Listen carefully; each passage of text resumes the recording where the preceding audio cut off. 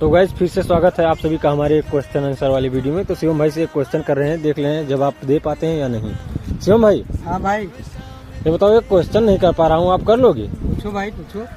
ये बताओ, ऐसी कौन सी जगह है जहाँ पर जाते तो 100 लोग हैं लेकिन आते 99 ही लोग हैं? ऐसी कौन सी जगह है जहाँ पर जाते तो 100 लोग हैं लेकिन वहाँ से लौटते हैं केवल 99 ही। यार? बाराती होगा। नहीं भाई, बारात तो गलत है। बारात गलत है? हाँ भाई, बारात गलत है। तो फिर यार मेला होगा। मेला भी गलत है भाई। ये भी गलत है? हाँ भाई। तो फिर यार सिटी पक्का होगा। चलो भाई, आप तीनों गलत हो गए, सिटी भी गलत है।